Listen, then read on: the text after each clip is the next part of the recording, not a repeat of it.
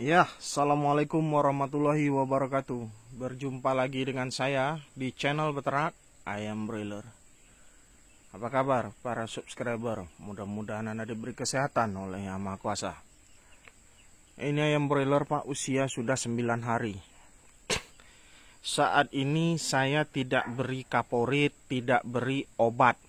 Ya, jadi hari ini full cuman kasih air minum biasa ya, tanpa obat, tanpa kaporit. Kenapa? Karena saya ingin melakukan vaksinasi suntik ND keesokan harinya. Sebenarnya ini didengar ya. Sebenarnya kalau cuma vaksin suntik ND itu kan inaktif. Aktifnya mungkin inaktif, ini artinya itu tidak aktif. Aktifnya nanti mungkin di usia 25 hari atau usia 29 hari vaksinnya baru aktif. Nah, sebenarnya Anda tetap berikan kaporit dan obat antibiotik pun, kalau kata dokter yang saya tanya, itu tetap bisa. Cuman vaksinator saya menganjurkan sebaiknya Bang dipuasakan dulu dengan obat-obatan kaporit, kasih aja air minum biasa, karena untuk menjaga terjadi hal-hal yang tidak diinginkan. Nah, Pak, apa syarat-syarat pemvaksinan pada ayam broiler? Satu, Pak, ayam harus cukup umur sesuai vaksinnya masing-masing. Vaksin tetes mata misalnya, vaksinlah ayam itu di usia 4 hari atau 5 hari. Ya, jangan lebih.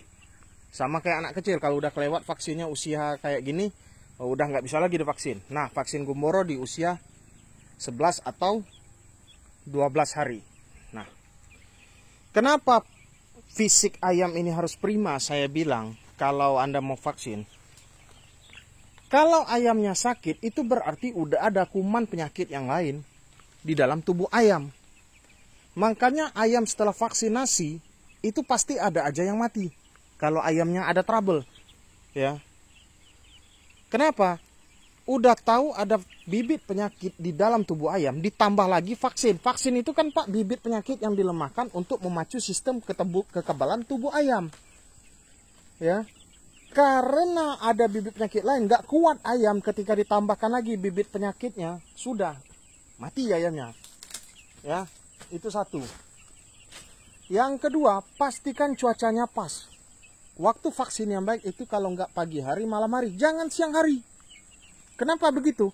Harus disesuaikan. Nanti malah vaksinnya yang mati. Jangan terkena sinar matahari juga. Nanti malah vaksinnya yang mati. Yang terjadi apa? Gagal vaksin. Ya, gagal vaksin. Jadi itulah tentang seputar permasalahan vaksin pada ayam broiler. Nah, ini bisa dilihat. Ini udah hampir jam 6 Pak ya. Hampir jam 6 sore. Tapi tirai belum juga ditutup. Ya, lampu belum dihidupkan.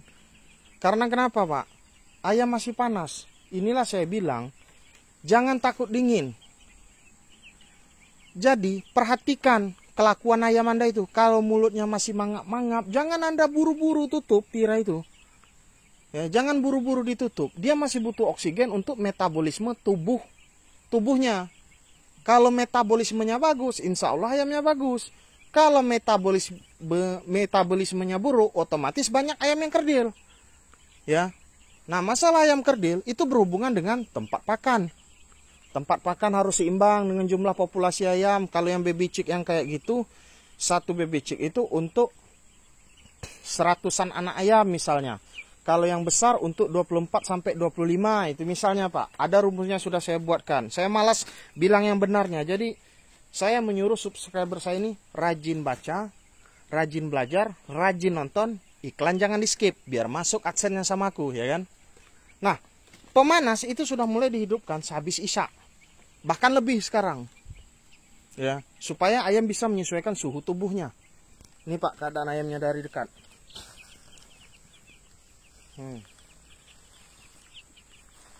Ini sudah nggak dilakukan lagi pelebaran, besok sudah vaksin suntik. Dia belajar jalan gitu. Cari tempat duduk dulu. Nah, tempat duduk. Berdiri aja lah. Saya rencana lepas pemanas ini mungkin besok saya terakhir pakai pemanas. Jadi total gas yang saya gunakan itu ada 40 tabung, Pak. Ya. 40 tabung. Jadi segitulah yang saya gunakan.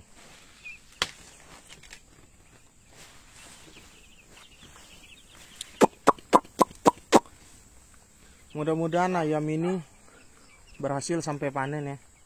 Mudah-mudahan.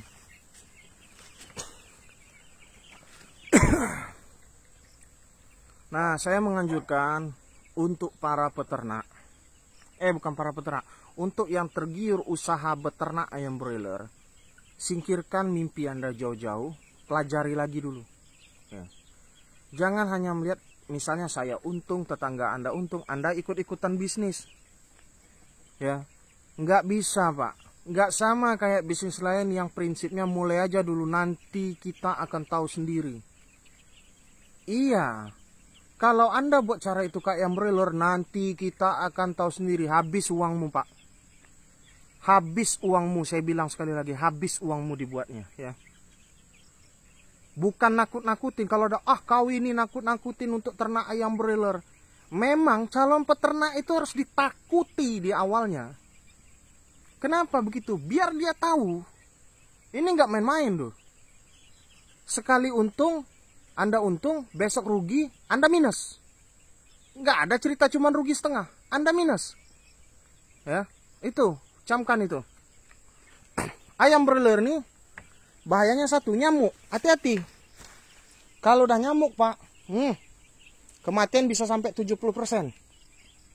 Itu sudah saya pastikan keuntungan Anda, periode yang kemarin pun ikut dimakannya. Makanya hati-hati bisnis ayam broiler, bukan dilarang. Pikirkan kembali masak-masak ide Anda untuk beternak ayam broiler. Ya.